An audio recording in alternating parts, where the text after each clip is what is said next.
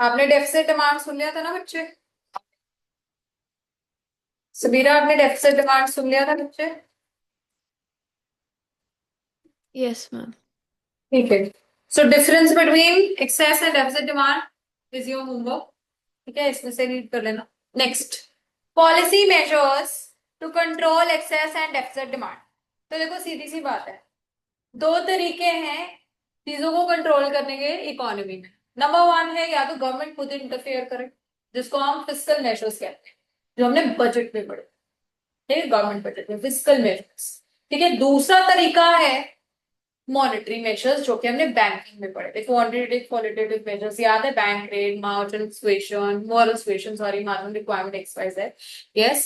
सो ये दो तरीके हैं जिसके थ्रू डिमांड, एक्सेस डिमांड या फिर डेफिसिट डिमांड को चेंज। ठीक है, तो आज का हमारा जो मेन फोकस रहेगा वो रहेगा फिस्कल मेजर्स। ओके। सो बच्चे, हमारे पास there two policy measures to remove the problem of excess और डेफिसिट डिमांड। नंबर वन क्या है Karthik? Policy measures, fiscal policy measures, and second is monetary policy measures. Fiscal क्या होते हैं? जो कि बजटरी पॉलिसी ऑफ द सरकार है, government, that is revenue expenditure and borrowings of the government. हाँ या नहीं? हाँ या नहीं? ठीक है, तो instruments number one is physical instruments related to the government revenue. याद करो, याद करो, अगर डिमांड ज्यादा है, ठीक है, डिमांड ज्यादा होती है तो हम टैक्स को क्या कर देते हैं? बढ़ा देते हैं। हाँ यानी इन्फ्लेशन होता था, याद करो, स्टेबलाइजेशन मेजर। तो अगर डिमांड ज्यादा होती है एग्रीगेट सप्लाई से, तो हम टैक्सेस को इंक्रीज कर देते हैं, इम्पोज कर देते हैं न्यू टैक्सेस, या इंक्रीज कर देते हैं एग्जिस्टिंग टैक्स रेट्स। ठीक है, सब्सिडीज जो है हम कहाँ पे देते हैं? ऐसे एरियाज में जो कि रूरल है। ठीक है ना, मतलब जहां पे हमारी इन्वेस्टमेंट्स वगैरह बढ़े, बेटर हो। ठीक है। सो बच्चा, taxes compulsory payment, and there are two types, direct and indirect. Second क्या है? पब्लिक डेट और बोरोइंग। दूसरी चीज क्या है कि बोरो कर लेगी सरकार, गवर्नमेंट कैसे करती थी? याद करो, ओएमओ में अपने सिक्योरिटीज को बेच के, तुमसे पैसा लेना है तो मैं क्या करती थी? अपनी सिक्योरिटीज बेचने लग जाती थी। I used to sell the security. तो गवर्नमेंट भी तो कर सकती है ना डायरेक्ट।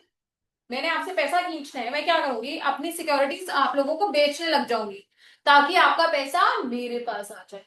तो ये क्या है? सरकार का रेवेन्यू साइड है। नंबर वन इज टैक्स, कि मैं क्या करूंगी? आप लोगों के ऊपर न्यू टैक्सेस या फिर इंक्रीज कर दूंगी टैक्स। Number one.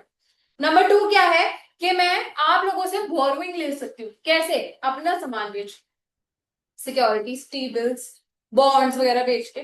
ठीक है। Number three, deficit financing. Deficit financing याद करेंगे क्या होता था? जब आरबीआई से हम नए नोट्स छपवाते थे। आए नहीं? So बच्चे, it refers to issuing of more currency to meet budgetary deficit. Okay. Second is instruments related to government expenditure or government spending. तो बच्चे, या तो अब सरकार क्या कर देगी? अपना खर्चा चेंज कर देगी। अगर तो होगा इन्फ्लेशन तो अपना खर्चा कम कर देती है, अगर होता है डिफ्लेशन तो अपना खर्चा बढ़ा देती है। तो पहला पॉइंट वही है। Public works program like construction, roads, dams, building, ये वह कर देगी। एजुकेशन में भी चेंज कर देगी, डिफेंस में चेंज कर देगी, provision for subsidies to production sector. Yes और नो? ये तो ऊपर ऊपर से ही है, मेनली जो क्वेश्चन आता है वो ज्यादा बेटर रहेगा, जो आप नेक्स्ट पेज से पढ़ेंगे कि इन्फ्लेशनरी गैप के केस में क्या होता है, डिफ्लेशनरी गैप के केस में क्या होता है। तो उसका मैं आप बहुत डिटेल में समझाने लगी हूँ, प्लीज ध्यान देना। गुरप्रीत, उठ जाओ। सो फिस्कल मेजर्स ऊपर ध्यान देंगे, जिसको अभी तक कुछ भी पढ़ ले, नहीं भी पढ़ा अगर, तो हो सरकार तीन तरीके से फिस्कल मेजर्स के थ्रू डिसइक्विलिब्रियम को करेक्ट कर सकती है। पहला है रेवेन्यू साइड। दूसरा क्या होता है बोलो? Expenditure side. और तीसरा क्या होता है? बोरोइंग या फिर डेट साइड। ठीक है। अब बात क्या है? अगर है हमारे पास इन्फ्लेशन, इन्फ्लेशनरी गैप है, या फिर दूसरा हम वर्ड उसकी जगह क्या यूज कर सकते हैं? Excess demand. क्या यूज कर सकते हैं? Excess demand. तो क्या? तो कह रहे हैं सरकार क्या करेगी? रेवेन्यू में अपने टैक्सेस इंक्रीज कर देगी या फिर न्यू टैक्सेस इंपोज कर देगी। फिर दूसरी हमने बात क्या करी कि अपनी सिक्योरिटीज के थ्रू बोरोइंग कर सकती है, तो मैं सेल करने लग जाएगी सरकार ताकि आपका पैसा उसके पास आ जाए। डेफिसिट फाइनेंसिंग कम कर देगी क्योंकि जितना ज्यादा पैसा मार्केट में सर्कुलेशन होगा उतना ही ज्यादा इन्फ्लेशन होगा। तो क्या करूंगी, डेफिसिट फाइनेंसिंग कम कर दूंगी, न्यू करेंसी छपने नहीं दूंगी, कैंसिल कर दूंगी 2000 के नोट। आए नहीं तो ये पॉइंट पढ़ोगे। आओ, physical measures relating to government's revenue, number 1 taxes, compulsory payment होती है, ठीक है। Government should impose underline new taxes या फिर रेज करेगी एग्जिस्टिंग टैक्सेस, यही बात करी हमने। नंबर 2 रिड्यूस डिस्पोज, इससे क्या होगा, लोगों के पास जो पैसा है वो कम हो जाएगा, disposable income. Consumption by household sector and investment will also fall, पैसा ही नहीं होगा तो क्या कंज्यूम कर पाओगे, क्या इन्वेस्ट कर पाओगे। AD is reduce and excess demand is corrected. तो आपको याद क्या रखना है, जो किताब में बोला है, अगर टैक्सेस, तो टैक्सेस क्या कर देंगे हम, रेज कर देंगे। सेकेंड इज पब्लिक डेट और बोरोइंग, तो मैंने बताया सरकार क्या करेगी पब्लिक डेट के केस में, अब आपसे लोन ले लेगी। हाँ या नहीं, लोन लूंगी ना मैं, गवर्नमेंट हूं, मुझे तुमसे पैसा खींचना है, तो तुम्हें इंटरेस्ट रेट पे ना तुमसे लोन लेने लग जाओ। तो देखो, the government should increase public debt और बोरोइंग, इंक्रीज पब्लिक डेट मतलब अपनी बोरोइंग्स इंक्रीज कर देगी, सरकार बोरो करेगी लोगों से।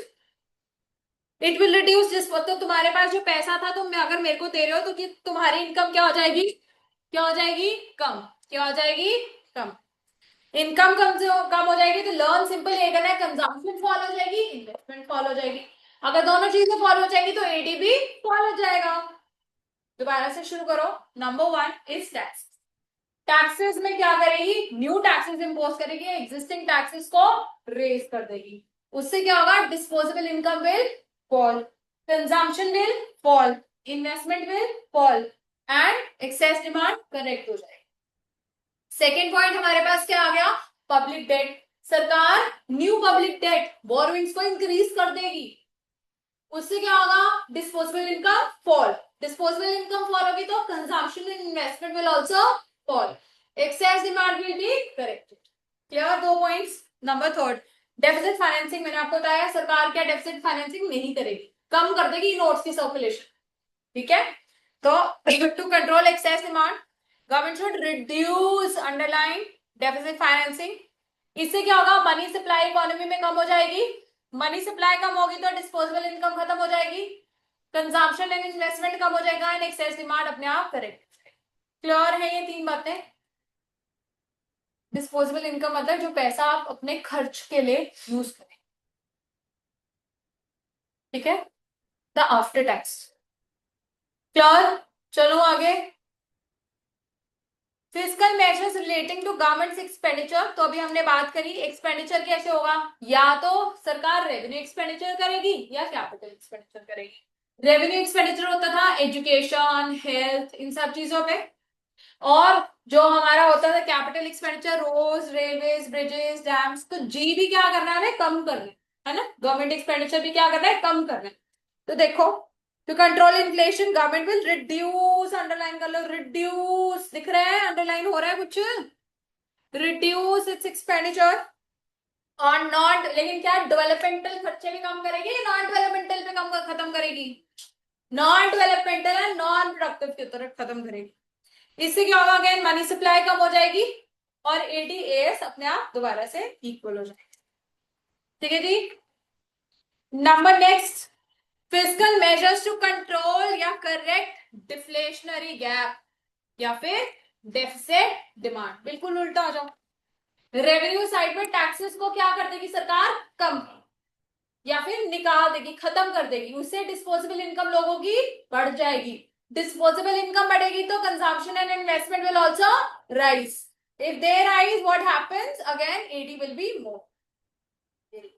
सेकेंड पॉइंट हमारे पास क्या था, डेट, वेरी गुड। तो सरकार अब क्या करेगी, कम बोरो करेगी लोगों से, इससे क्या होगा, लोगों की डिस्पोजेबल इनकम बढ़ जाएगी, वेरी गुड।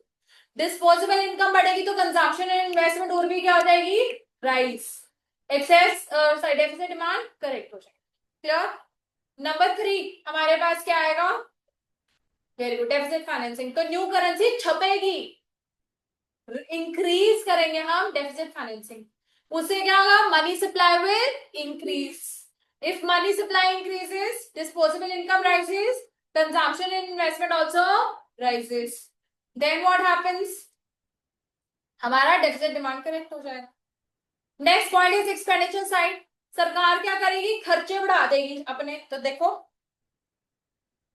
आ जाओ, गवर्नमेंट शुड इंक्रीज एक्सपेंडिचर, लेकिन किस पे करेगी, डेवलपमेंटल एंड प्रोडक्टिव। कभी भी अनप्रोडक्टिव या अनडेवलपमेंटल खर्चा कभी भी नहीं बढ़ाएगी, तभी इसको अंडरलाइन करेंगे दोनों words.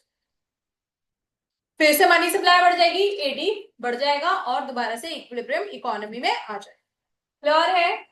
So I am going to stop here.